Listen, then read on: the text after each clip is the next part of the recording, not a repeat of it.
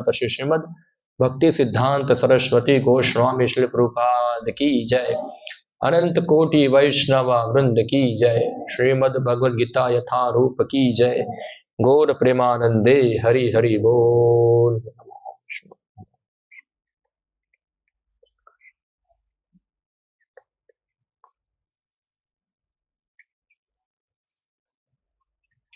ओम नमो भगवते वासुदेवाय।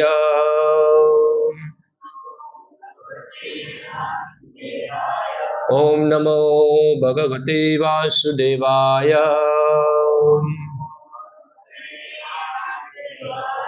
ओम नमो भगवते वासुदेवाय। श्रीमद् भगवद गीता यथारूप अध्याय 2 श्लोक संख्या 52।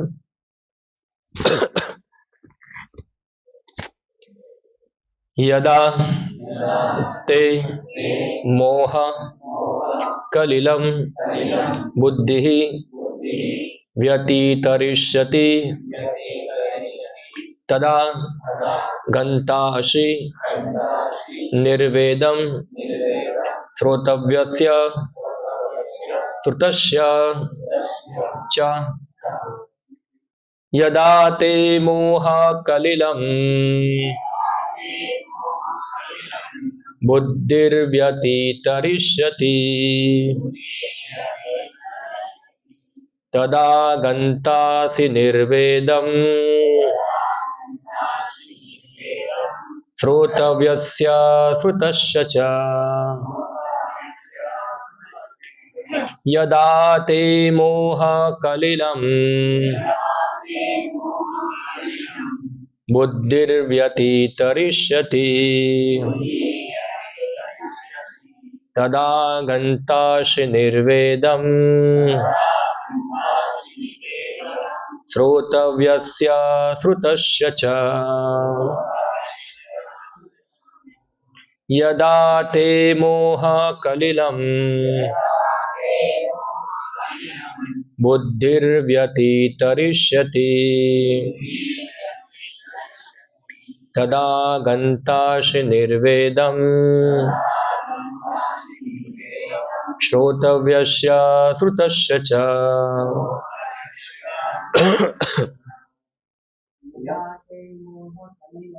यदा ते मोह कलिलं बुद्धिर्व्यतितरिष्यति तदा गन्तासि निर्वेदं श्रोतव्यस्य श्रुतस्य च। यदा ते मोह कलिलं बुद्धिर्व्यतितरिष्यति तदा गन्तासि निर्वेदं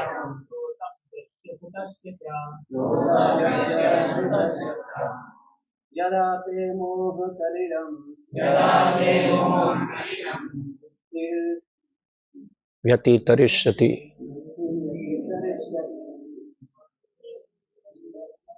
तदा गन्तासि निर्वेदं श्रोतव्यस्य श्रुतस्य च। माता जी। यदा ते मोह कलिलं बुद्धिर्व्यतितरिष्यति तदा गन्तासि निर्वेदं श्रोतव्यस्य श्रुतस्य च। यदा ते मोह कलिलं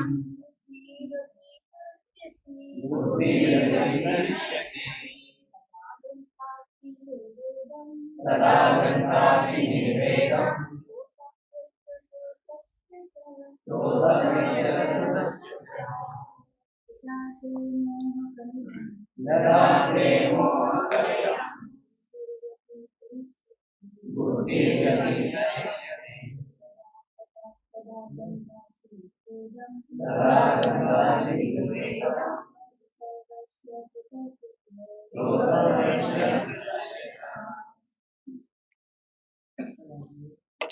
यदा जब ते तुम्हारा मोह मोह के कलिलम घने जंगल को बुद्धि ही बुद्धिमय दिव्य सेवा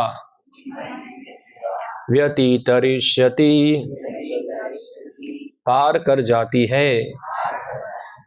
तदा उस समय गंताशी तुम जाओगे निर्वेदम विरक्ति को श्रोतव्यस्य सुनने योग्य के प्रति श्रुतस्य सुनते सुने हुए का च भी। अनुवाद एवं तात्पर्य कृष्ण कृपा मूर्ति अभय चरणारविंद भक्ति वेदांत स्वामी श्री कृपा द्वारा। जब तुम्हारी बुद्धि मोहरूपी सघन वन को पार कर जाएगी तो तुम सुने हुए तथा सुनने योग्य शब्द के प्रति अन्यमनस्क हो जाओगे। तात्पर्य भगवत भक्तों के जीवन में ऐसे अनेक उदाहरण प्राप्त है जिन्हें भगवत भक्ति के कारण वैदिक कर्मकांड से विरक्ति हो गई।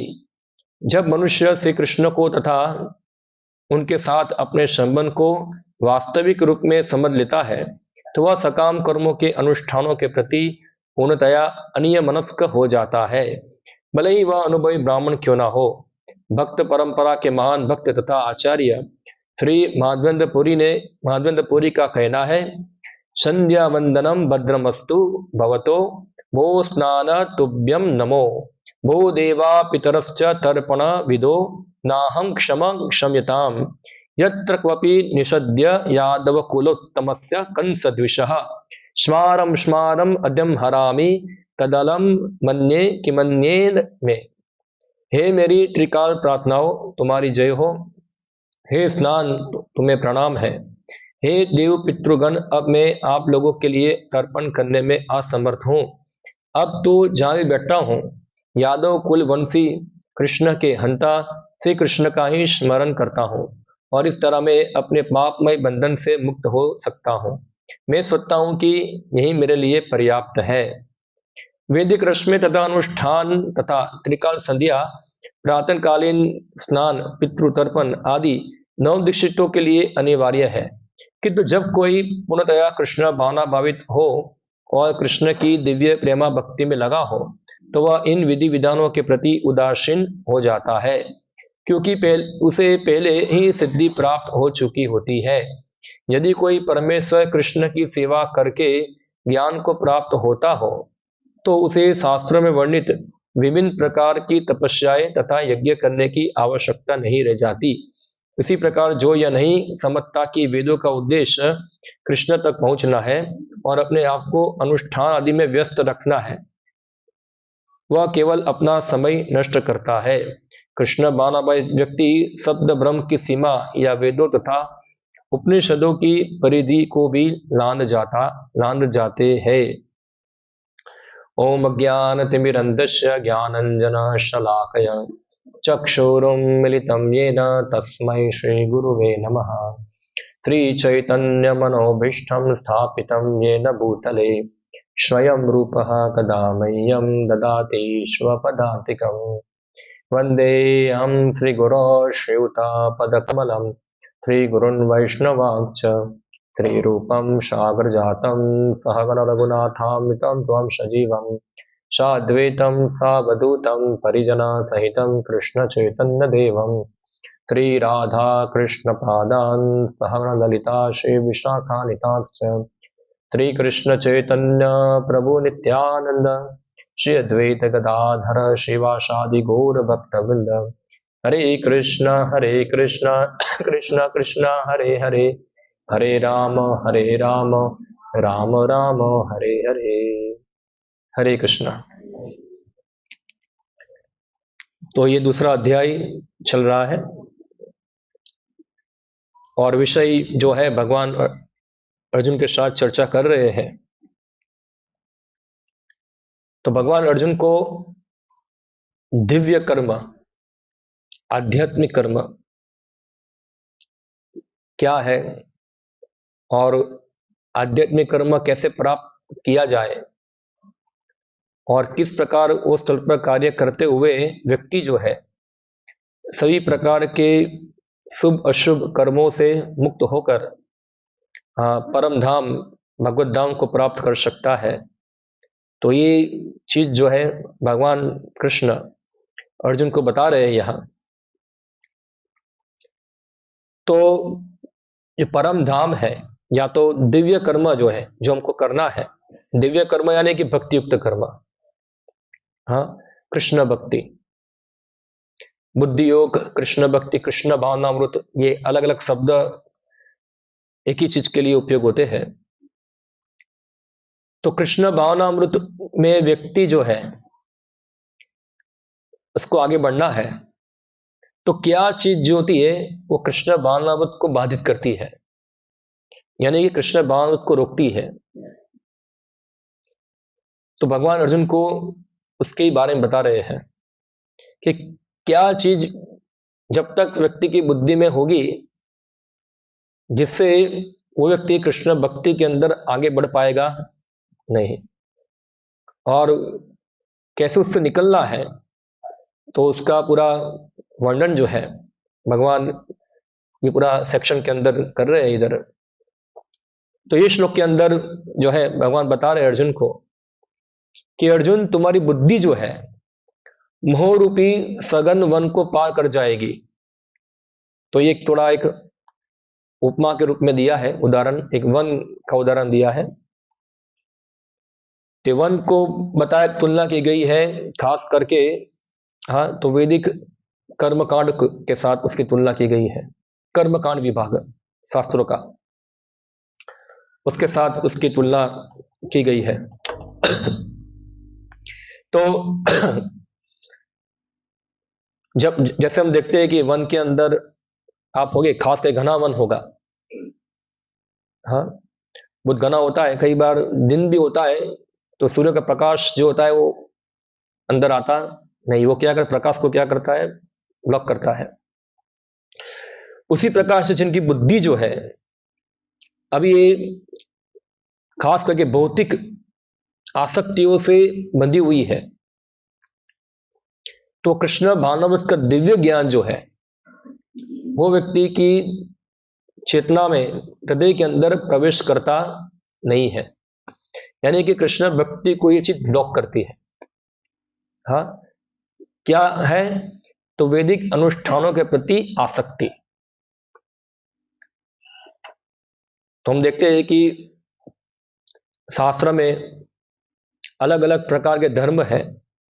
जनरली हम देखा गीता के अंदर एक धर्म सामान्य धर्म है और एक धर्म है आध्यात्मिक धर्म, जीव धर्म, जीवात्मा का धर्म, और जीवात्मा का धर्म है कृष्ण सेवा करना। और मानव समाज में जब तक हम लोग हैं तब तक अन्य सामान्य धर्म भी पालन करना होता है। हाँ, तो सामान्य धर्म पालन करने से व्यक्ति जो है सभ्य बनता है, व्यक्ति जो है वैदिक शास्त्र के प्रति सम्मानीय बनता है, और धीरे धीरे व्यक्ति जो है सत्वगुण की ओर बढ़ता है। तो वैदिक ये जो सामान्य धर्म पालन करने का ये उद्देश्य होता है। तो सामान्य धर्म पालन करना ही केवल जो है वो उद्देश्य नहीं है। ठीक है, पाप कर्मों से अच्छा है कि व्यक्ति क्या करे, पुण्य कर्म करे। पाप कर्म तो क्या है, बेकारी है पूरा। और जो लोग धर्म अवलंबी है, जो धर्म को पालन करने वाले हैं, तो वो लोग खास करके सब वेदों में बताए गए अनुष्ठान, क्रियाकांड, कर्मकांड जो होते हैं उनको पालन करते हैं, क्योंकि शास्त्र ने बताया है कि क्रियाकांड, कर्मकांड करने से व्यक्ति को पुण्य प्राप्त होता है, और ये पुण्य के बल पर व्यक्ति जो है वर्तमान जीवन के अंदर सुखी रहता है। हाँ, जन ऐश्वर्य सुतश्री सब प्राप्त होगा, और मृत्यु पर्यंत व्यक्ति स्वर्ग में जाएगा और वहां जाके अपार समय तक भौतिक सुख को वो प्राप्त करेगा। मगर गीता के अंदर भगवान कृष्ण बताते हैं, हाँ, कि यही त्रयी धर्म अनुप्रपन्ना गतासुन काम कामा लभन्ते, कि व्यक्ति जो त्रयी धर्म, 3 प्रकार के धर्म, जो धर्म, अर्थ और काम, इसको त्रयी धर्म कहते हैं। 3 धर्म, जो 3 धर्मों का लक्ष्य, जिनका लक्ष्य 3 चीज है, हाँ, वो लोग पुण्य करते हैं, अनुष्ठान करते हैं, बहुत सारे अलग अलग क्रिया पालन कर कर स्वर्ग में जाते हैं और वहां जाकर विशाल स्वर्ग सुख भोगते हैं। मगर वहां भी क्या होता है, स्वर्ग में भी व्यक्ति सुखी नहीं होता है। हाँ, हमको लगता है कि स्वर्ग में लोग सुखी हो गए, नो डाउट। हमारे यहां से स्वर्गीय जीवन क्या है, बहुत आनंददायक है, बहुत बढ़िया है, मगर वहां भी सुख नहीं है। जैसे कई बार हम देखते हैं कि यही पृथ्वी लोक के ऊपर लोग स्वर्गीय सुख भोगते हैं, स्वर्गीय सुख का थोड़ा अंश देखने को मिलता है। कोई बहुत पैसे वाला होगा, 4-5 मर्सिडीज ओडी बोडी गाड़ियां होगी उसके पास, पत्नी होगे, बच्चे होगे, 2-3 गर्लफ्रेंड भी होगी उसकी, होता है अमीर आदमियों के लिए तो संभव है उसके लिए। हाँ, और धार्मिक भी है, गाय को घास डालता है, या तो फिर पुण्य करता है कुछ। मगर हम देखते हैं ऐसे बहुत सारे अमीर जो होते हैं, इतना सब भौतिक सुख सुविधा होने के बाद भी चिंताग्रस्त ज्यादा होते हैं। हाँ, चिंता उनको छोड़ती, वहां भी चिंता होती है। मगर इसी प्रकार से स्वर्ग के अंदर भी जो जाते हैं तो वो सेम चीज वहां भी आती है। तो यहां कम भौतिक सुख है, स्वर्ग लोक में ज्यादा है, आयुष्य बड़ा है मगर वहां भी क्या रहती है, चिंता रहती है। स्वर्ग लोक में भी क्या होता है, तो वहां भी द्वेष, काम और इस प्रकार से सब दुख, चिंताएं, सब चीज वहां भी होता है। और चिंता खास करके देवताओं को सताती है कि कोई, खास करके इंद्र जो होते हैं, इंद्र हमेशा पृथ्वी लोक के ऊपर देखता रहता है नीचे क्या चल रहा है इधर नीचे। इंद्र को डर लगता है ये कोई योगी, कोई तपस्वी अगर जरा तपस्या करेगा तो क्या हो जाएगा, फिर मेरा इंद्रासन क्या हो जाएगा, ले लेगा। हम देखते हैं ऐसा, इवन हमारे यही दुनिया के अंदर भी बड़े बड़े नेता होते हैं, अपने पद को बचाने के लिए बहुत चिंताग्रस्त होते हैं, पता नहीं कब सरकार गिरा दे, हाँ, कब गिर जाए, कितना चिंताग्रस्त होते हैं। तो इंद्र को भी चिंता होती है, क्योंकि जब भी नीचे देखेगा कोई असुर या तो बहुत शक्ति के द्वारा आक्रमण कर कर इंद्र को हराएगा, या तो फिर कोई योगी जो है कुछ अपनी सिद्धि द्वारा इंद्रासन प्राप्त करने का प्रयत्न करेगा, तो इंद्र को भय लगता है। इसलिए इंद्र क्या करता है, कई बार ऐसे योगियों को वहीं गिराता है नीचे, जैसे ऊपर आ पाए इधर ही रह जाए उधर। तो स्वर्ग लोक के अंदर भी हम देखते हैं कि लोग चिंताग्रस्त होते हैं, वहां भी शांति नहीं है, और वहां से भी इधर वापस आना होता है इधर। तो भौतिक कर्म कांड जो है उसमें दोष है, उसमें दोष है, नो डाउट। पुण्य, पापी बनने से पुण्यशाली बनना क्या है, अच्छा है। मगर कृष्ण भक्ति जो है वो पुण्य से बहुत ऊपर है, वो दिव्य अवस्था में है। हाँ, तो कई बार हम देखते हैं कि कर्मकांड और भक्ति जो है दोनों देखने में तो सामान्य लगती है। जैसे इस श्लोक के अंदर हमने पढ़ा अभी एक श्लोक, यहां तात्पर्य में श्री प्रभुपाद जी बताए हैं,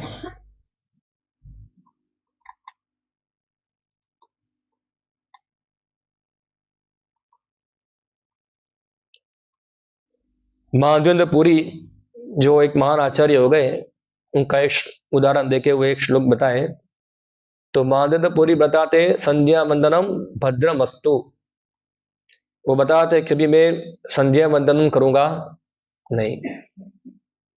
तो संध्या वंदन जो है एक खास करके धार्मिक समाज के अंदर द्विज लोगों को करना होता है।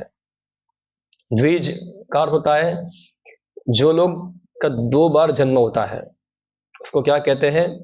द्विज।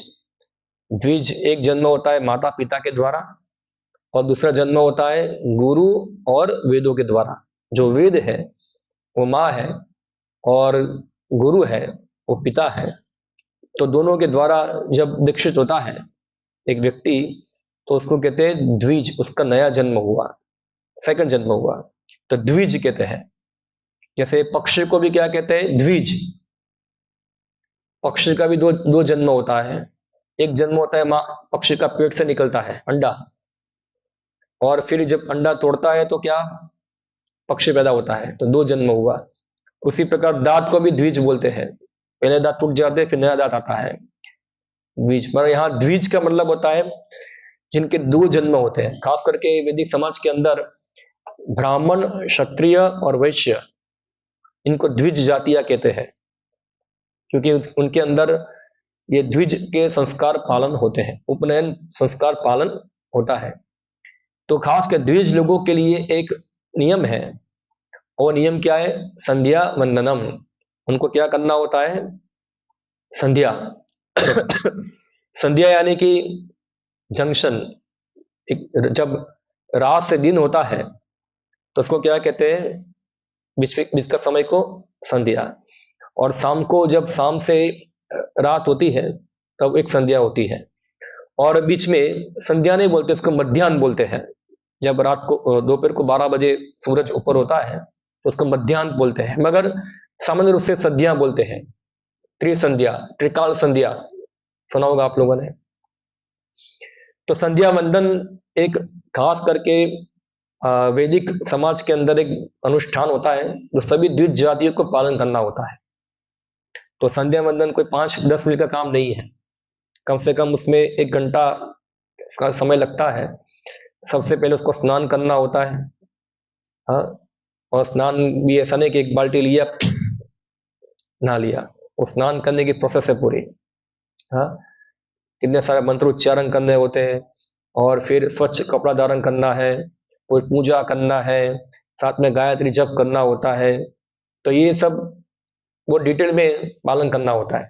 संध्या वंदनम जो हर द्विज जाति को पालन करनी होती है। हाँ, तो यहाँ महादेवपुरी बताते हैं कि अभी मुझे संध्या वंदन करने की आवश्यकता नहीं है, मैं नहीं करूंगा। और ऐसे ही बताते हैं भवतो वो स्नानम तुभ्यम नमः, मैं स्नान भी नहीं करूंगा।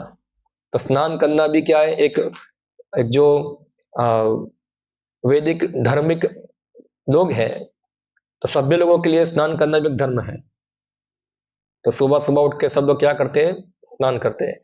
तो जनरली हम देखते हैं कि 2 प्रकार के लोग हैं, एक है वैष्णव और एक है स्मार्त। हाँ, दोनों लोग कई बार क्रियाएं तो एक समान ही करते हैं। हाँ, एक वैष्णव होगा वो भी सुबह स्नान करता है, एक स्मार्त भी सुबह स्नान करता है। वैष्णव लोग में संध्या वंदन करते हैं। हाँ, खास करके हमारे गौड़िया संप्रदाय के अंदर त्रिसंध्या 3 बार पंचरात्र जो गायत्री है उनका जाप करना होता है, तो वो भी संध्या करते हैं। मगर जो स्मार्त लोग संध्या करते हैं, स्नान करते हैं, और वैष्णव लोग जो है संध्या वंदनम या तो फिर स्नान करते हैं, उसमें दोनों में अंतर है। तो स्मार्त व्यक्ति जो होते हैं वो संध्या पालन करते हैं या तो फिर स्नान करते हैं। वो सोचते उससे क्या होगा? हमारा पुण्य होगा, हम पुण्य प्राप्त करेंगे, और पुण्य प्राप्त करके क्या होगा? उनका उद्देश्य क्या है? जिससे हम ये जगत के अंदर क्या होंगे? हम सुखी रहेंगे, हम सुख मिलेगा, हमको भौतिक रूप से सुखी रहेंगे। जब एक वैष्णव जो है वो भी स्नान करता है, वो भी संध्या वंदनम करते हैं, मगर उनका स्नान करने का उद्देश्य क्या होता है कि भगवान की पूजा करने जाना है, उनकी सेवा करना है। तो भगवान की सेवा करने के लिए स्वच्छ होना क्या है, तो जरूरी है। तो सेवा के उद्देश्य से भगवान कृष्ण को प्रसन्न करने के लिए वो लोग स्नान इत्यादि कर्म करते हैं।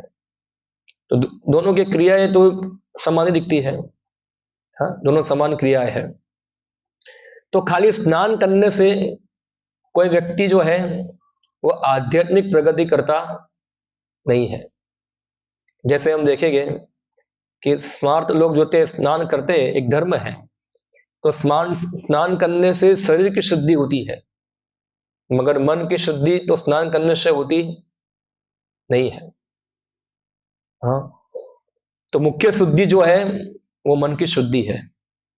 तो वैष्णव लोग जो होते हैं उनके मन की शुद्धि होती है। हर व्यक्ति का मन स्वच्छ होता है जब व्यक्ति अपने मन के द्वारा भगवान कृष्ण का स्मरण करता है। हाँ, हरे कृष्णा कृष्णा कृष्णा हरे हरे, हरे राम राम राम हरे हरे। जो स्मार्तव्यम सततम विष्णु विस्मार्तव्यम न जात उचित, जो हर रोज इस प्रकार विष्णु का स्मरण करता है तो वो स्नान करे या ना करे उससे कुछ फर्क पड़ने वाला, क्योंकि मुख्य शुद्धि जो है वो क्या है, मन की है, मन की है। फिर भी जो शुद्ध वैष्णव जो है वो सामान्य शिष्टाचार पालन करते हैं कि वो स्नान इत्यादि कर्म पालन करते हैं, हाँ, भगवान की सेवा के लिए, जो भगवान की सेवा के लिए अनुकूल हो, जो अनुकूल है उसको ग्रहण करते हैं। जैसे हम कई बार देखते हैं कि बहुत सारे स्मार्त जो होते हैं, एक बार मुझे याद है, मैं एक बार जा रहा था रामेश्वरम, बहुत पहले 10 साल पहले की बात, 10-12 साल पहले की बात है। तो रामेश्वरम जाना है तो कम से कम यहाँ से 50 घंटा लगता है ट्रेन के अंदर, ट्रैवलिंग ज्यादा है, 2 दिन हो जाते हैं, 2 दिन 2 रात होती है। तो हम भक्त लोग जो होते हैं जब यात्रा करते हैं तो सुबह सुबह जल्दी उठते हैं तो हम नाम जप करते हैं, हरे कृष्णा कृष्णा कृष्णा हरे हरे, हरे राम राम राम हरे हरे। तो मेरे सामने एक ब्राह्मण बैठा हुआ था, गुजराती ही था व्यक्ति। तो वो मुझे बोल रहा क्या कर रहे हो, तुम स्नान नहीं किया और ये क्या करते हो, तुम नाम जप कर रहे हो, ये अपराध है, ये नहीं करना चाहिए, स्नान करने के बाद ही नाम देना चाहिए। तो फिर मैंने उनको बताया, तो आप क्या आप नाम नहीं लोगे ना? नहीं लूंगा नाम अभी मैं जब तक स्नान नहीं करूंगा तब तक नाम लूंगा नहीं, ऐसा है। तो मैंने उनको बताया शास्त्र के अनुसार ऐसा है, ठीक है कि स्नान करके भगवान का नाम उच्चारण करना वो अनुकूल है, मगर जब स्नान करने की सुविधा ना हो तो क्या हम नाम देना बंद कर देंगे? क्या हम भगवान नाम देना बंद कर देंगे? तो ये क्या नियम है? तो ये कर्मकांडी जो है वो लोग जो होते हैं वो खास करके सोचते हैं कि पुण्य और पाप, ये 2 विषयों पर उनका ज्यादा चिंतन रहता है। जबकि भक्त है, चाहे कोई भी स्थिति में हो, अगर हम जैसे शास्त्र में एक मंत्र है, मैंने उसको मंत्र बताया, एक शुद्धि मंत्र आता है, ओम अपवित्रो पवित्रो वा सर्वगतो अपि अवस्थोपि वा यस्मरणे पुंडरीकाक्षम अंतर्बायत शुचि श्री विष्णु श्री विष्णु श्री विष्णु। ये श्लोक बताए कि जो व्यक्ति पवित्र अवस्था में हो या अपवित्र अवस्था में हो, चाहे जो भी अवस्था में हो, अगर वो व्यक्ति यश स्मरणे पुंडरीकाक्षम, अगर कोई व्यक्ति भगवान विष्णु का स्मरण करता है, हाँ, तो उसकी अंदर और बाहर दोनों जगह से क्या हो जाती है, शुद्धि हो जाती है। तो मुख्य शुद्धि का कारण है भगवान का नाम उच्चारण। स्नान गौण है, मुख्य नहीं है। फिर भी अगर स्नान करने की सुविधा हो तो स्नान करना चाहिए। कई बार स्नान करना भक्ति में प्रतिकूल भी होता है, हो सकता है। जैसे कि उदाहरण दो आपको, मैं आप बीमार है, आपको बुखार हुआ है और बहुत तेज बुखार है, तो क्या आप स्नान करेंगे उस समय के अंदर? नहीं, मेरा एक कट्टर नियम है, ऐसा है, मैं स्नान करूंगा। तो ज्यादा बुखार होगा, ज्यादा सर्दी होगी, हाँ, ठीक है, उस समय आप पूजा अर्चना नहीं कर सकते, मगर भगवान का नाम लेना बंद कर देंगे आप, तब कि अभी हमने स्नान इत्यादि नहीं किया है तो हम भगवान नाम उच्चारण करेंगे नहीं। तो हर अवस्था के अंदर व्यक्ति जो है भगवान के नामों का उच्चारण कर सकता है। तो जो कर्मकांडी जो होते हैं उनका विचार होता है कि हम ये सब वैदिक जो नियम है, अनुष्ठान है, उसको हम पालन कर कर पुण्य प्राप्त करेंगे और वो पुण्य से क्या होगा, हम इस जगत के अंदर सुखी रहेंगे, हमको सुख मिलेगा। ये उनकी बहुत बड़ी भूल धारणा होती है, जो कि शास्त्र के अनुसार सही भी है, मगर इस प्रकार भौतिक पुण्यों से ही आसक्त रहना वो भक्ति के अंदर बहुत बड़ा विघ्न है, बहुत बड़ा विघ्न है। क्योंकि समझ क्या है व्यक्ति की कि जगत क्या है, हमेशा स्थायी है, और वो सोचता है कि जगत के अंदर मैं हमेशा रहने वाला हूं, यहाँ मेरा परिवार, मैं, हम सब यहाँ हमेशा हमेशा के लिए रहने वाले हैं, और मेरा जो ये पूरा ऐश्वर्य है वो भी हमेशा के लिए रहने वाला है। यानी कि वो व्यक्ति जो है वो शरीर के साथ ही अपनी तुलना करता है, वो सोचता है कि मैं शरीर ही में हूं, शरीर ही में हूं। वो व्यक्ति आत्मा के बारे में जानता अपश्यताम आत्म तत्व, श्रीमद् भागवतम बताते हैं अपश्यताम आत्म तत्व गृहेषु गृह मेदि नाम। हाँ, जो खास करके ऐसे भौतिकवादी जो होते हैं, हाँ, भले ही वो पुण्यशाली हो, मगर वो लोग अपश्यताम आत्म तत्व, वो आत्मा तत्व के बारे में जानते नहीं। वो सोचते हैं कि ये जगत के अंदर ही सुखी रहना, वही क्या है, जीवन का लक्ष्य है। तो वो लोग जो होते पुण्य कर्मों से ज्यादा आसक्त रहते हैं। उसी प्रकार से यहाँ लिखा है देव पितृ तर्पणम। तो जो कर्मकांडी होते हैं उनको देवताओं को या तो पितरों को तर्पण करना होता है, समय समय पर श्राद्ध करना होता है, तर्पण करना होता है, एक विधि है ये। तो ये चित भी क्यों करते हैं कि देव की पूजा करने से, पितरों की पूजा तर्पण करने से हमारे पितृ हमसे क्या होंगे, प्रसन्न होंगे, और हमको क्या देंगे, आशीर्वाद देंगे, और हमारा जगत के अंदर क्या होगा, सुख चलता रहेगा, हम सुखी बने रहेंगे इधर। तो ये भी गलत धारणा है। तो वैष्णव परंपरा के अंदर भी तर्पण होता है, मगर वैष्णव जो होते हैं अपने पितरों को खास करके पितृलोक में भेजना चाहते नहीं है। क्योंकि पितृलोक जो होता है वो भी एक ये भौतिक जगत का एक घर है, एक जगह है, एक ग्रह है ये। हाँ, और नो डाउट पितृलोक के अंदर पृथ्वी लोक से ज्यादा सुविधाएं हैं। वहां के निवासी, जैसे हमारा 1 महीना होता है, उनका 2 दिन होगा, 1 दिन। हमारे पंचांग में देखते हैं पक्ष जो होता है, पितृपक्ष, शुक्ल और कृष्ण पक्ष, 2 पक्ष होते हैं। तो हमारा 15 दिन होगा तो उनका एक दिन होगा, हमारा 15 दिन, उनका 15 दिन होगा, हमारा 1 रात होगी। तो पूरा उनका टाइम टेबल इस प्रकार चलता है, पूरा लंबा जीवन है। मगर भक्त लोग ना तो खुद पितृलोक में जाना चाहते हैं, ना तो अपने पूर्वजों को पितृलोक में भेजना चाहते हैं। उनका उद्देश्य है वो खुद और उनके पितर जो है, सभी लोग जो है सनातन धाम, वैकुंठ लोक, गोलोक धाम की ओर अग्रसर हो, वहां जाए। तो शास्त्र विधान है, हम देखते हैं कि जो परिवार के अंदर कोई शुद्ध कृष्ण भक्ति पालन करते हैं, हाँ, शुद्ध कृष्ण भक्ति का अभ्यास करते हैं, शुद्ध कृष्ण भक्ति प्राप्त करते हैं, तो उनकी तो पितर तो अपने आप ही मुक्त हो जाते हैं। उनके पितरों को ऐसे ही लाभ पहुंचता है, अपना भी लाभ हो जाता है। इसका उदाहरण है प्रहलाद महाराज। प्रहलाद महाराज जो थे वो शुद्ध भक्त थे, और उनके पिताजी जो थे बहुत बड़ा राक्षस था, असुर था। मगर प्रहलाद महाराज की शुद्ध भक्ति के बल के कारण, हाँ, तो प्रहलाद महाराज का वंश जान पूरा मुक्त हो गया, शुद्ध हो गया। तो उसी प्रकार से जो वैष्णव है वो अपने पितरों को तर्पण करते, विष्णु प्रसाद अर्पण करते हैं। भगवान विष्णु को अर्पण कर कर उनको प्रसाद अर्पण करते हैं, जिनसे उनको कृष्ण भक्ति प्राप्त हो, ना कि वो हमेशा के लिए पितृलोक में रहे। ये उनका उद्देश्य नहीं है। और जो कर्मकांडी है वो लोग चाहते हैं कि हमारे पितरों को तर्पण मिलता रहे और वो पितृलोक में हमेशा निवास करते रहे।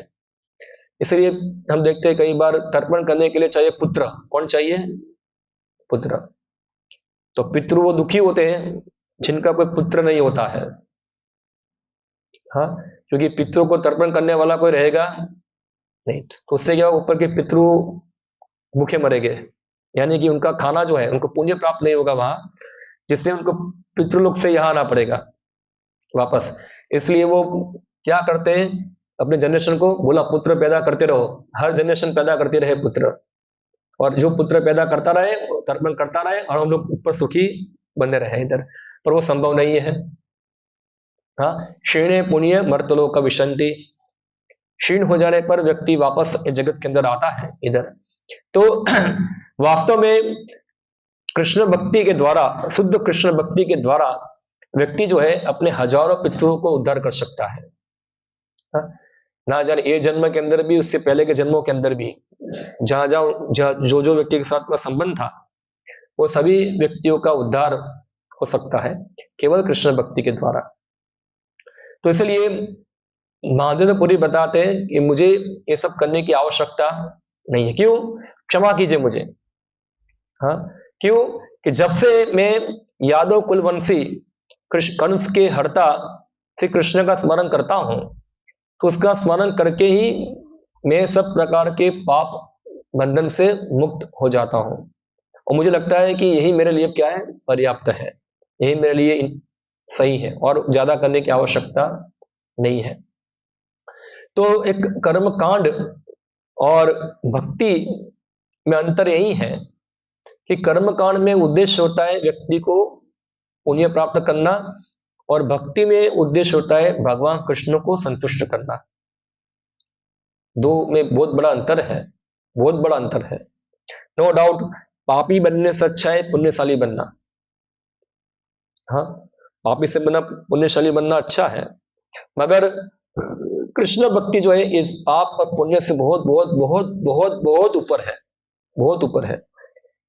जैसे मैं आपको उदाहरण दूं मैं आपको, जैसे ये हमारा जामनगर है, यहां से दिल्ली कितना दूर है?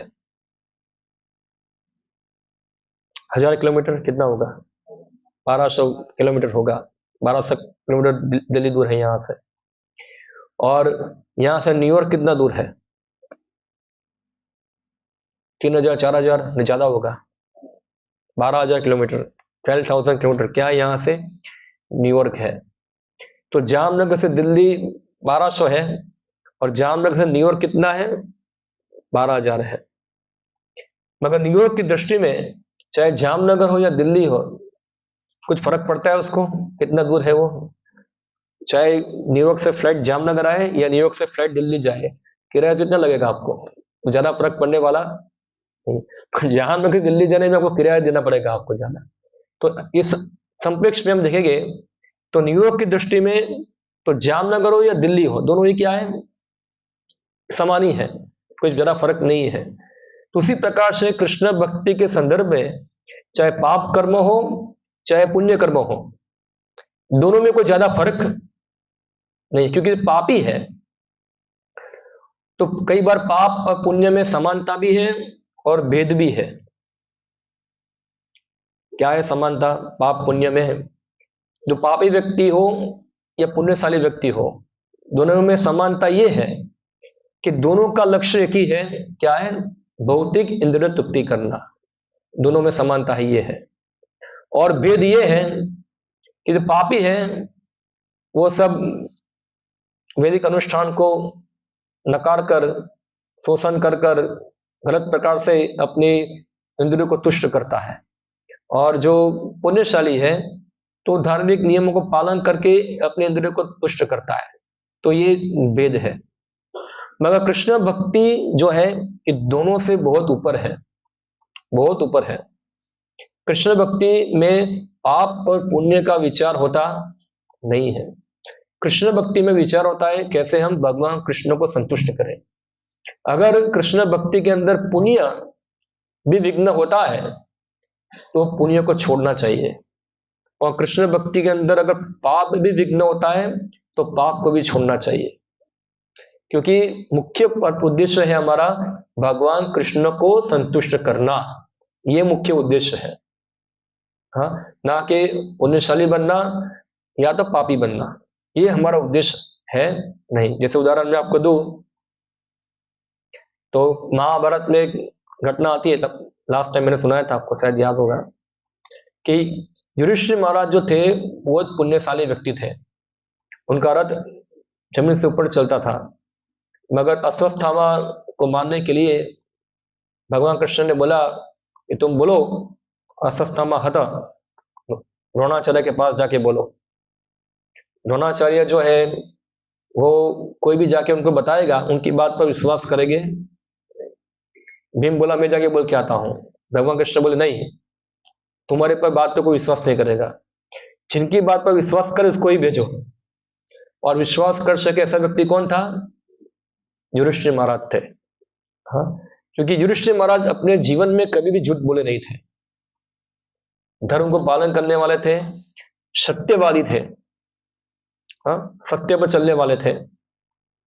मगर भगवान कृष्ण बोलते तुम सत्य पर चलने वाले हो तो धर्म को पालन करने वाले हो, इसलिए तुम्हारे ऊपर ही एक द्रोणाचार्य विश्वास करेंगे, और तुम ही जाके बोलो ऐसा कि अश्वत्थामा हत, मर गया। युधिष्ठिर महाराज बताए मैं कैसे झूठ बोलूं अपने गुरु के सामने, गुरु है मेरे, उनके सामने कैसे झूठ बोल सकता हूं? तो फिर हारेंगे हम लोग, और क्या इधर अभी द्रोणाचार्य सेना को खत्म कर देगी इधर। तो फिर भगवान कृष्ण ने बताया ठीक है, हमारी सेना के अंदर एक हाथी है, उसका नाम है अश्वत्थामा, भीम उसको मारता है, तुम जाके बोल दो अश्वत्थामा हता, मनुष्य मरा या हाथी मरा, तुम बोलो, हम लोग संग बजाते हैं तो थोड़ा आवाज कम आएगा, सुन नहीं पाएंगे उधर। और ऐसे युधिष्ठिर महाराज जाके बोले अश्वत्थामा हता, द्रोणाचार्य बोलता है सही बात है, मर गया, सही बात है, सही बोलो, सही बोलो। बोला अश्वत्थामा हता हता हता, सही बोलो। फिर बोले नरोवा कुंजर, संग बजा दिया भगवान ने। और द्रोणाचार्य जो है पूरा युद्ध करने का जो उनका उत्साह था पूरा भंग हो गया, शस्त्र छोड़ दिए, फिर उनका वध करता है धृष्टद्युम्न। तो भगवान की आज्ञा का अनादर करने के कारण युधिष्ठिर महाराज का रथ नीचे आ गया, जमीन को स्पर्श कर गया। जो लोग स्मार्ट विचारधारणा लेके चलते वो बोलते युधिष्ठिर महाराज झूठ बोले इसलिए नीचे आ गया, मगर झूठ बोलने से नहीं आया, क्योंकि युधिष्ठिर महाराज जो थे भगवान का आज्ञा का पालन करने में थोड़ा हिचकिचाहट किया। तो भगवान का ऑर्डर पालन करना वही क्या है, वही सबसे बड़ा धर्म है, सबसे बड़ा धर्म वही है, भगवान का ऑर्डर पालन करना।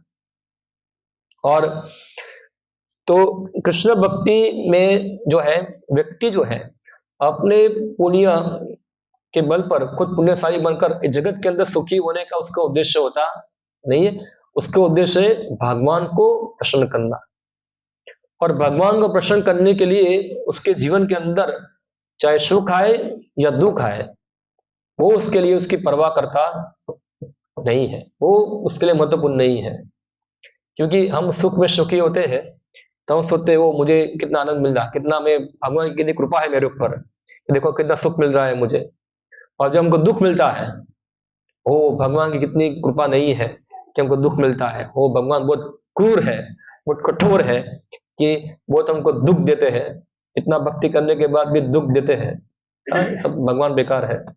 मगर जो भक्त है चाहे सुख हो चाहे दुख हो, दोनों ही अवस्था में वो भगवान का शरणागत रहता है। दुनिया में सबसे ज्यादा दुख प्राप्त करने वाला व्यक्ति कौन है? भागवतम के अनुसार हम देखें तो भागवतम में बताया कुंती देवी, जिसने जन्म से ही दुख प्राप्त किया है।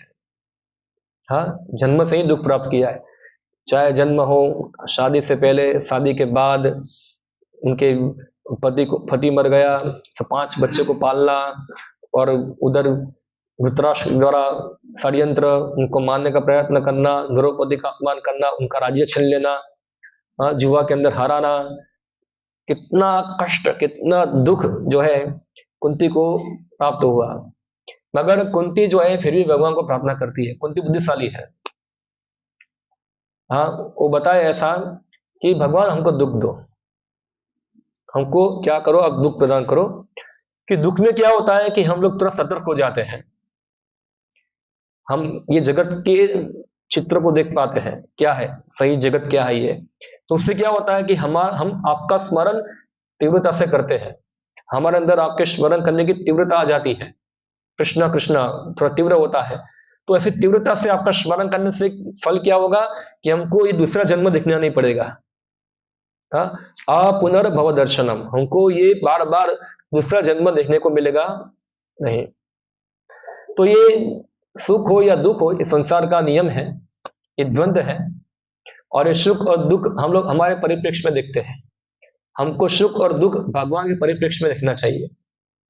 तो एक बार चैतन्य महाप्रभु, उनका एक भक्त है रामानंद राय, बहुत महान भक्त थे, उनको पूछा सुख क्या है और दुख क्या है, दुनिया में सबसे बड़ा दुख क्या है, ये प्रश्न पूछा चैतन्य महाप्रभु ने रामानंद राय को। तो कौन बताएगा क्या दुख है?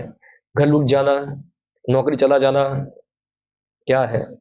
हाथ कट जाना, पैर कट जाना, सिर फूट जाना क्या दुख है? तो रामानंद राय जो है वो उदाहरण देते हैं कि दुनिया में सबसे बड़ा दुख है तो कृष्ण भक्तों का संग छूट जाना। ये क्या है? दुनिया में सबसे बड़ा क्या है? दुख है। इससे बड़ा दुख और दुनिया में कोई है नहीं, क्योंकि कृष्ण भक्तों के संग में ही हम कृष्ण का स्मरण कर सकते हैं, और कृष्ण का स्मरण ना होना वही दुनिया में सबसे बड़ा क्या है? दुख है, वही सबसे बड़ा हमारा हानि है। हम लोग उसको हानि देखते हैं, हम क्या हानि देखते हैं कि भौतिक वस्तु नष्ट हो जाती है, हम उसकी हानि देखते हैं। मगर कृष्णा कॉन्शियस से गिरना, हाँ, वही सबसे बड़ी हमारी हानि है, वही सबसे बड़ा हमारा लॉस है। हाँ, तो कृष्णा कॉन्शियस बचाना, हमारी चेतना को हमेशा कृष्ण भावनामृत में रखना, वही जीवन, वही भगवान की विशेष कृपा है। तो दुख जो है वो है कि हम कृष्णा कॉन्शियस को भूल जाए, हम कृष्ण भक्ति से गिर जाए, यही हमारा सबसे बड़ा दुख होना चाहिए। हाँ, कृष्ण भक्ति से गिरना यानी कि हम भगवान कृष्ण को भूल जाए। हम गिरे हुए हैं अभी यहाँ, हम सब गिरे हुए हैं, मगर हमको दुख अनुभव होता। हम लोग क्या सोच रहे हैं मजा में, जैसे हम देखते कई बार कोई हॉस्पिटल में होता है, उसका पेट टूट गया है, यहाँ नड़ी डाली हुई है, यहाँ नड़ी घुसाई हुई है, यहाँ घुसाई हुई है, सब जगह घुसाई हुआ है। हम पूछे केम छो, मजा में छो क्या बोलेगा वो? मजा में है। पूरा कितना डेंजर स्थिति में है और क्या बोलता है वो? मजा में छो। तो ऐसी हमारी स्थिति है, हम लोग भी है ये जगत के अंदर रहते हैं। इधर हम भगवान कृष्ण को छोड़ के इधर आए हुए हैं, और कृष्ण को छोड़ना यानी कि सबसे बड़ा दुख तो वही है, कृष्ण सेवा को भूलना, कृष्ण को भूल जाना। ये यहाँ आकर ना जाने माया के द्वारा वशीभूत होकर हम लोग, जैसे एक बकरी होती है, वो घास खाने में बिजी है। कई बार हम देखते हैं ना, कोई बकरा होता है, उसको बलि चढ़ाते हैं, तो घास बस खाती है, तो बकरी को पता नहीं कि तुम्हारा नंबर लगने वाला है आगे, तुम्हारी बलि करने वाले आगे, मगर वो क्या है, फिर भी घास खाने में क्या होती है? मजा लेती है। तो ऐसे हम लोग जो है जगत के अंदर माया जो है हमको क्या कर रही है? निचो रही है। इधर भगवान कृष्ण बताते हैं मामेव अंसर जीवलोके जीवभूत सनातन मन संस्थान इंद्रियानी प्रकृति स्थानी कर्षति, कि ये सब जीव जो है मेरे अंश है, मगर मुझे भूलने के कारण जगत के अंदर ये मन और 6 इंद्रियों, मन के साथ 6 इंद्रियों मिलकर ये शरीर प्राप्त किया है। इस शरीर को टिकाने के लिए जगत के अंदर वो क्या कर रहे हैं? वो संघर्ष कर रहे हैं, इधर रहने के लिए संघर्ष करते हैं। क्या बस किसी तरह से यहाँ रह ही जाना है? हाँ, who can crook. Shri Prabhupada उदाहरण देते थे। एक बार उनका एक मित्र था, डॉक्टर ने बताया कि अभी तुम 2 महीना से ज्यादा नहीं जियोगे। तो डॉक्टर को बोला वो व्यक्ति कि मेरे पास जितना पैसा है, पैसा आप रख दो, मेरा 2-3 महीने का जीवन बढ़ा दो, थोड़ा मेरा काम बाकी है, खत्म कर दो, ऐसा है। डॉक्टर बोला मैं ऐसा नहीं कर सकता। तो जैसे मूर्ख व्यक्ति होता है तो इसलिए व्यक्ति जो है उसको बुद्धिमान बनना चाहिए, समझना चाहिए कि ये जगत जो है अस्थाई है, हमारा शरीर भी अस्थाई है, यहाँ के सुख दुख भी अस्थाई है, ये सबके साथ हमारा कोई कनेक्शन नहीं है। ये सब खाली हम मायावश सोचते हैं कि इसके साथ हमारा संबंध है, ये सब हमारा उसके साथ कोई कनेक्शन नहीं है। हमारा संबंध एक मात्र कृष्ण के साथ है। और जब कोई व्यक्ति इस संबंध को जानता है, उसको ये जगत में रहते हुए भी कृष्ण के साथ अपने संबंध को समझता है, ये जगत के सुख दुख से प्रभावित होगा नहीं। जैसे भगवान बताते हैं, जैसे समुद्र के अंदर बहुत सारी नदियां आती है, खासकर बारिश की ऋतु के अंदर हम देखते हैं कितना पानी जाता है समुद्र के अंदर, कितना पानी प्रवेश करता है, मगर फिर भी समुद्र जो होता है वो अपना किनारा लांघ कर बाहर आता नहीं है। अब देखा है कभी कि बहुत बारिश हुआ और समुद्र का पानी जो होता है वो गांव में घुस गया? जब तूफान आता है तब होता है, बाकी ज्यादा बारिश में जितना ही पानी गिरता है सब पानी कहाँ चला जाएगा? समुद्र में। समुद्र अपनी बाउंड्री को आगे बढ़ाएगा, वो सब पानी को ले लेगा अंदर। तो उसी प्रकार से जो कृष्णा कॉन्शियस व्यक्ति है, चाहे वो सुख हो चाहे दुख हो, दोनों अवस्था में वो क्या है, वो ग्रहण कर लेते हैं, उसको स्वीकार कर लेते हैं, भगवान का आदेश के रूप में स्वीकार कर लेते हैं। परीक्षित महाराज को श्राप मिला, 7 दिन में आपकी क्या होगी? मृत्यु होगी। उनको मिल गया नोटिस। परीक्षित महाराज थे, पूरे दुनिया के चक्रवर्ती सम्राट थे वो, और वो इतने सक्षम भी थे कि वो श्राप को प्रतिकार कर पाए। बचपन में जब उनका जन्म भी नहीं हुआ था, वो अपनी माँ के गर्भ में थे, तब भगवान कृष्ण ने उनकी रक्षा की थी। ऑलरेडी अश्वत्थामा के ब्रह्मास्त्र से वो जल गए थे, मगर फिर भी भगवान ने उनको बचा लिया। और अब जब एक ब्राह्मण ने श्राप दिया कि आपके 7 दिन में मृत्यु होगी, तो परीक्षित महाराज ने खुशी खुशी इसको स्वीकार कर लिया। और क्या सोचे, भगवान कृष्ण का ही आदेश है कि अच्छा हुआ मैं भी राजपाट से क्या हुआ, थोड़ा निवृत्त हुआ, अभी मैं गंगा किनारे में जाकर आध्यात्मिक प्रगति के लिए कार्य करूंगा। तो परीक्षित महाराज जो है, जब वो राजपाट छोड़ के गए थे, तो दुनिया के सभी साधु, सभी ऋषि, सभी लोग उनको मिलने के लिए आए। सब लोग उनको अलग अलग आदेश देते, तुम ऐसा करो, ऐसा करो, ऐसा करो, ऐसा करो, सब कुछ बता रहे हैं उधर। और परीक्षित महाराज ने सबको एक ही प्रश्न पूछा। हाँ, प्रश्न ये था कि जो व्यक्ति मृत्यु के नजीक है उनका क्या कर्तव्य है? जो लोग मृत्यु के नजीक है उनका परम कर्तव्य क्या है? तो कोई बोलेगा कि जो मरने वाला होगा उनके लिए प्रश्न पूछा है, मगर भागवत बताता है कि मृत्यु के नजीक कौन है? खाली परीक्षित महाराज है? हम सब लोग हैं। हम सब लोग मृत्यु के नजीक है, तो हमारा परम कर्तव्य क्या होना चाहिए? तो सुखदेव गोस्वामी उसका उत्तर देते हैं भागवतम के अंदर।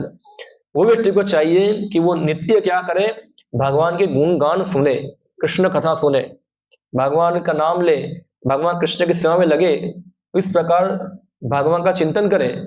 यही सभी मनुष्य का परम कर्तव्य होना चाहिए, जो मृत्यु के नजीक में हो। एक बार श्री प्रभुपाद जी को कई व्यक्ति जो है वो निंदा करते थे कि आप लोग ये बहुत युवान लोगों को संन्यास देते हैं। संन्यास तो मिलना चाहिए, जो लोग वृद्ध हो वो संन्यास लेते हैं, युवान को क्यों संन्यास लेने की आवश्यकता है? तो प्रभुपाद ने प्रश्न पूछा कि वृद्ध किसको बोलते हैं, वृद्ध किसको बोला जाए? तो व्यक्ति ने उत्तर दिया, वृद्ध वो व्यक्ति है जो कुछ समय के बाद मरने वाला है। तो प्रभुपाद जी उत्तर दिए, हर व्यक्ति कभी भी मरने वाला है, इसलिए अभी ही उसको ग्रहण करना चाहिए, अभी उसको सीखना चाहिए क्या है। तुर्णम प्रत्येत ना पते, कुंडम यतेत ना पते, अनुमृत्यु यावत, तुरंत, इमीडिएटली, अभी, इसी वक्त। तो ये भागवत शिक्षा है ये पूरी। तो इसलिए जो भक्ति है ये सब भौतिक कर्मकांड और भौतिक पुण्य पाप से बहुत ऊपर है, बहुत ऊपर है। ये दिव्य कर्म है, और ऐसे दिव्य कर्म में ही व्यक्ति कार्य करके जो है वो कृष्ण भाव में आगे बढ़ सकता है। तो इसलिए व्यक्ति को भौतिक पुण्य से भी आसक्त होना चाहिए, वो भक्ति बहुत बड़ी बाधा है। हाँ, इससे क्या होगा, हमारा बार बार जन्म चलता रहेगा। हम भगवान से अटैच हो पाएंगे नहीं, हम किससे अटैच रहेंगे? पुण्यों से, और पुण्य के कारण इस शरीर से, शरीर के कारण इस सब जगत से, अतः गृह क्षेत्र सुत आप्त वित्त ये सब चलता रहेगा पूरा। तो हमारा उद्देश्य है भगवान से अटैच होना, भगवान से जुड़ना, कृष्ण से जुड़ना हमारा। तो जो व्यक्ति कृष्ण से जुड़ता है वो अपने आप जगत से विरक्त हो जाता है इधर। तो इसलिए हमको चाहिए कि जगत के अंदर सुखी होने का प्रयत्न मत करें। कई बार लोग ऐसा सुनने को अच्छा लगता है, क्योंकि बाकी दुनिया बाहर तो सभी बताती है कैसे सुखी रहना है आपको, सब वही सिखाते हैं ना। आओ हम आपको फार्मूला देंगे, आपको कुंडली में क्या शनि आ गया है, राहु आ गया है, क्या है, तो थोड़ा कुछ ये विधि करो, फलाना करो, ढिकना करो, या तो कोई कोई स्कीम में पैसा डालो तो अब सुखी हो जाओगे। मगर हम हमारी किस स्कीम है, अब जो भी स्कीम में डालोगे सब फेलियर ही है, सब क्या है, क्योंकि अंत में सबकी मृत्यु आने वाली है, सब फेलियर है। हाँ, इसलिए श्रीमद् भागवत में बताते हैं पराभवस्तावद अबोध जातो यावत न जिज्ञासात आत्म तत्व। ऋषभ जो बताते हैं अपने पुत्र को, पराभवस्तावद अबोध जातो यावत न जिज्ञासात आत्म तत्व। जो व्यक्ति आत्मा तत्व की जिज्ञासा नहीं करता है वो व्यक्ति ये जीवन के अंदर हारा हुआ है, चाहे जितना भी बड़ा क्यों ना हो वो हारा हुआ है। तावत क्रिया यावत मनोवे कर्मात्मकमेन शरीरबद्ध।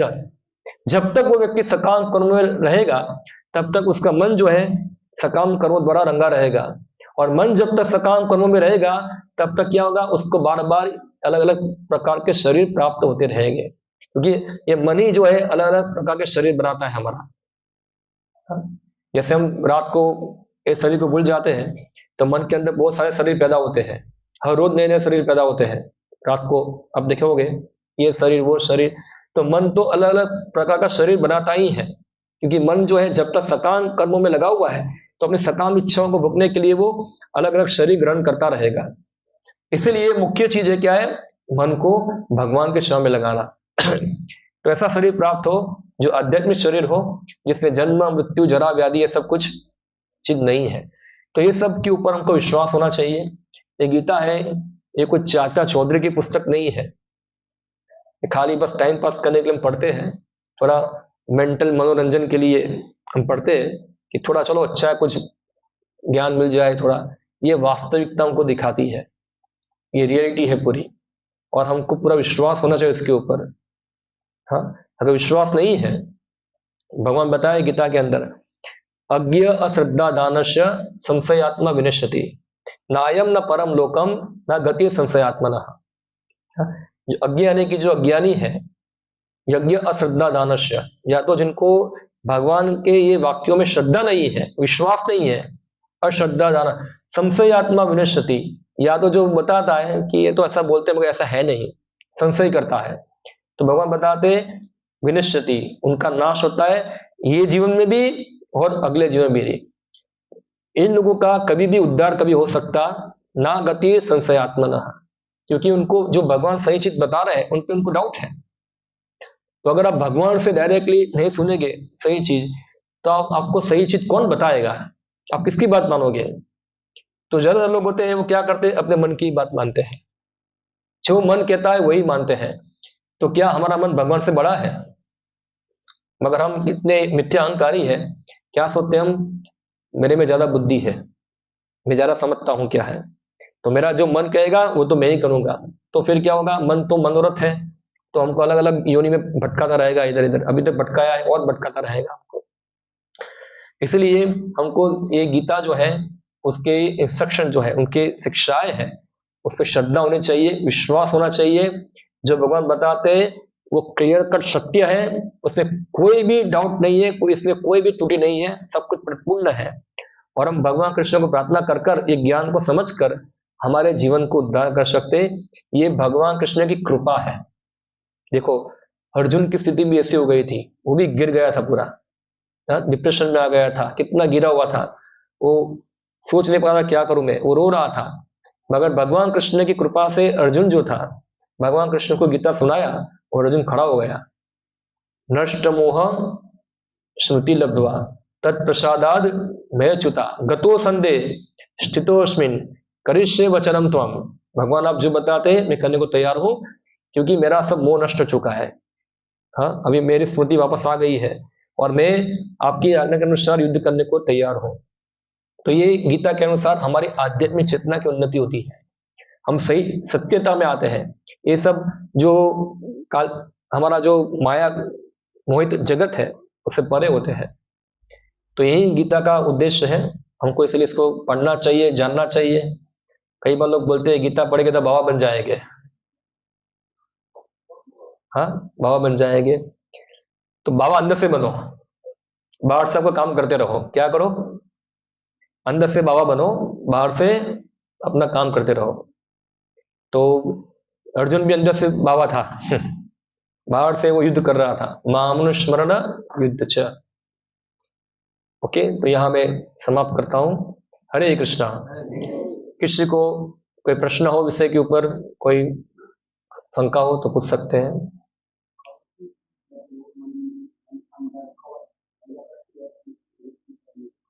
कौन सी चीज मन के अंदर?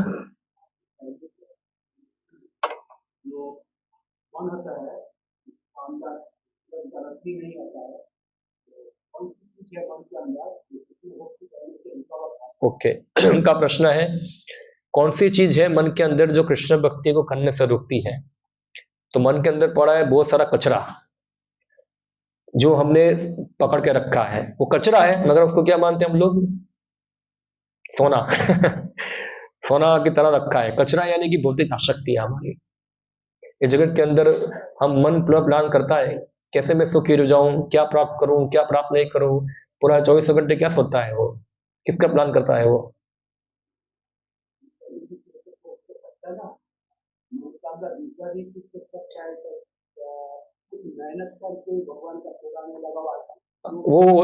वो तो अच्छा है, ऐसा हो तो अच्छा, मगर ऐसा होता बहुत कम है वो तो बहुत सारी चीज में छुप जाता है बीच में पीछे। और वो भी कई बार होता है तो उसके पीछे भाव क्या होता है कि ये करूंगा तो कुछ और प्राप्त होगा, ऐसा है। तो वो भावना भी इसके पीछे कई बार ऐसी होती है कि भगवान का सेवा करूंगा तो भगवान क्या होगे? खुश होगे और हमारा सब कंफर्टेबल जीवन चलता रहेगा। ये तो वो भी तो उद्देश्य तो यही है, वही है। इसलिए ये भावना को तोड़ना है हमको कि हम चाहे जो भी स्थिति में हो हमको कृष्ण भक्ति करना है। ऐसा नहीं कि हमारा धंधा अच्छा चले तो जय कृष्णा हरे कृष्णा, और धंधा डूब जाए तो भगवान बेकार है, छोड़ो अभी। हाँ, चाहे धंधा अच्छा हो ना हो उसके साथ कोई लेना देना नहीं, वो तो आएगा जाएगा, ऐसा है। हमको हमारा काम है कृष्ण कॉन्शियस बनना। तो ये चीज मन से निकाल देनी है हमको कि ये जगत के अंदर आप कभी सुखी होने वाले नहीं है, पहले तो जान लो ये। बराबर। तो ये कितना साल हो गया हमारा, आपका है नहीं? आपकी उम्र कितना हुआ है?